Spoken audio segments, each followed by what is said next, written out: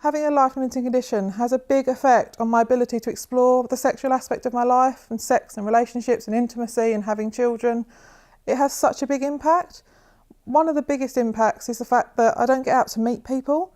So I've missed out on that crucial growing up stage where, you go out, you have friends, you have relationships, you explore, experiment. I've missed out on that whole section of my life. But also, it's not just that, but having relationships with other people, not just sexual relationships, but friendships. I missed out on so much of that. I lost so many friends when I first became poorly, and that's been really difficult. And obviously, having a genetic condition, having children would always be a concern, and I'm quite fortunate in a way that I never actually wanted children even before getting poorly. But that still doesn't stop you from thinking, I've got an older sister who is one day going to have children, and if this condition is genetic, are her children going to have it? And that's a big part of why I'm trying to find the diagnosis, because I want to try and protect her children. But for me, I just want to love and be loved, to have a relationship with someone else, to share my life, to share myself with someone, to be, wanted and attractive and seen as beautiful. And for me, for a long time I didn't see myself as a sexual being. It took a professional coming into our lives and actually asking me about it for me to consider that actually there was this part of my life that I hadn't explored. And I think when you're prioritising medical needs, it's all about keeping you alive, keeping you going, and you forget about other aspects. But over the last couple of years, I've thought a lot about it. I haven't been able to explore that aspect of my life, but now we're talking about it, we're thinking about it, and I've actually accepted myself as a sexual being, accepted myself as what I want, knowing what I want and knowing what my hopes are for the future. But I think another thing for me is body image is a really big issue for young girls. And when you've got bags, tubes and scars, it's hard to see how someone would find you attractive. And actually, it's been quite a journey to kind of accept that I'm not going to have the perfect body, I'm not going to be, society's defined beauty, but actually I can still be beautiful despite having lots of tubes and scars. And I just think, everyone wants to feel loved and be attractive and, be wanted by someone else, and that's what I really would like. Sex, intimacy and a relationship should be an important part of anyone's life. We're all sexual beings, and just because I have a disability and a life-limiting condition doesn't make me any different to the rest of the population. But I think there's a big misconception around disabled people's sexuality.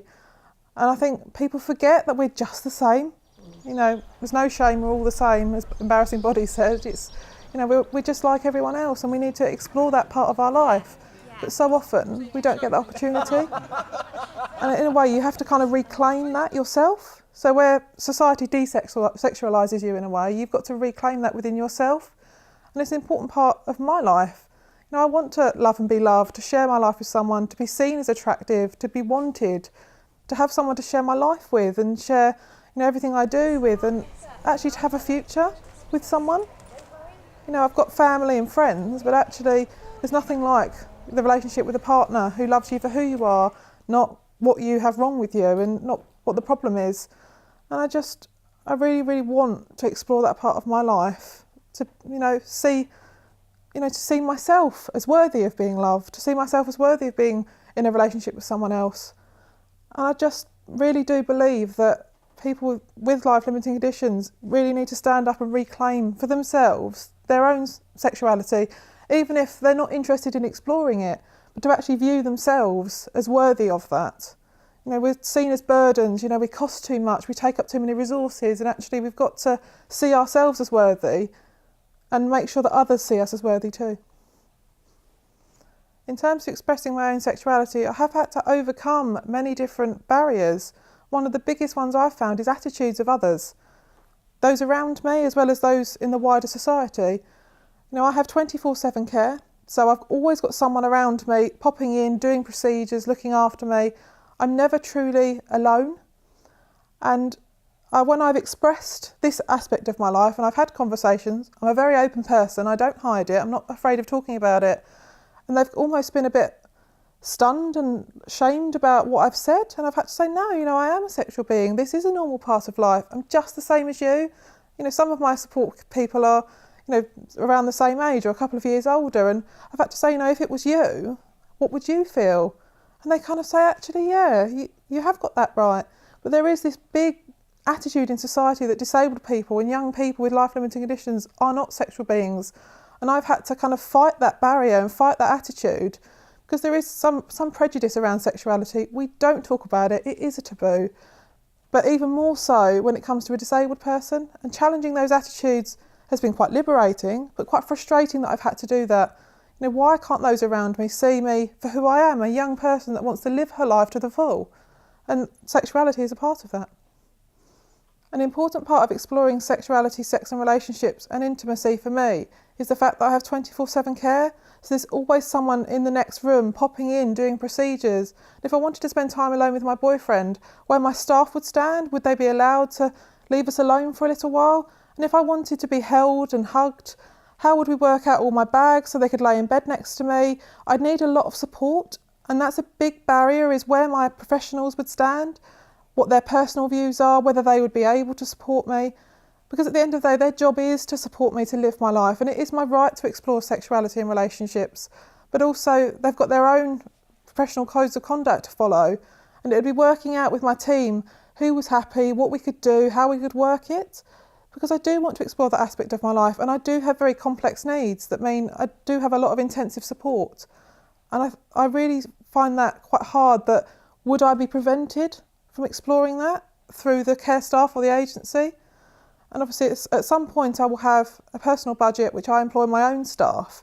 Therefore I would be the employer, and I'm very keen to have something in my own contract for my staff that kind of sets out their position on me exploring that aspect of my life, because I think that's important. And if we all know where we stand, we can work together.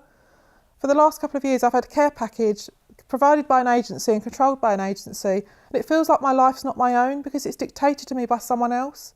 In the same way as reclaiming my own sexuality, I'm going to be able to reclaim my life and employ my own staff, and I hope that will enable me to explore my sexuality and explore relationships and not have the same issues where you've got a third party dictating what you can and can't do. I have a lot of friends, other young disabled people, similar ages to me, who are all fighting to reclaim and explore our own sexuality and relationships and intimacy, and that includes a lot of friends who identify as LGBTQ, and they've faced even more barriers than someone like myself who identifies as straight, as heterosexual, because they've got the barriers and the prejudices around sexual identity and gender identity, as well as the issues of being a disabled person. And I find for them, they're fighting two battles, more prejudice than anyone else, and they just want to live their lives as they choose, with who they love, and be who they are, and I think that's really important. But I think a lot of them have really struggled to get those around them to accept their sexuality. You know, one of my friends said, people accept me for being gay, but they don't accept me for being disabled. And another friend was told, who is disabled and came out as gay recently, aren't you making it more difficult for yourself by choosing to be gay?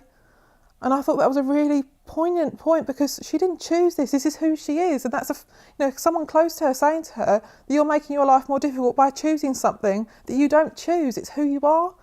You know, young people today, we just want to live our lives to the full, be who we are, love who we love, explore that part of our life. And we as young disabled people are no different. But there are so many barriers, even for me as a heterosexual disabled young person, but especially when they identify as LGBTQ.